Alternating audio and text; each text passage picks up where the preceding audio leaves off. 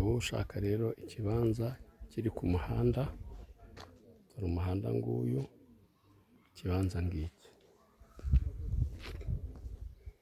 umuhanda nguyu,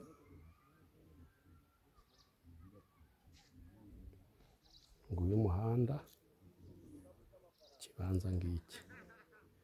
Ngiye kugutambagiza rero ikibanza gikora ku muhanda, uhereye hano ku muhanda nyine,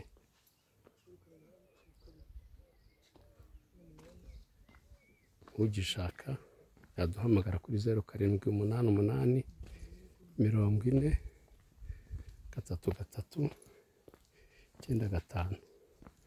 Cyujuje mezire zisabwa, wagishaka twakimuha.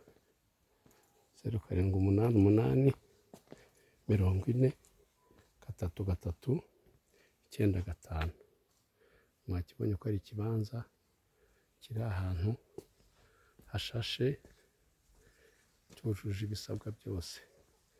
Ubwo rero haba kuri WhatsApp, haba kuri nimero, kiri mu mujyi wa Kigali, akarere ka Nyarugenge, umurenge wa Mageragere. Mezire zose gifite icyangombwa cyihariye.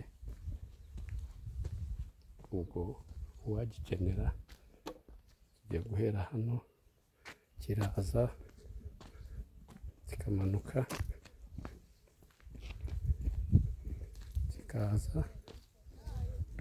kikaza. Murabona ko insinga z'amashanyarazi zirahari, umuriro n'amazi ni hafi aho. Kiraza kikagarukira hano, ugakomeza gutya.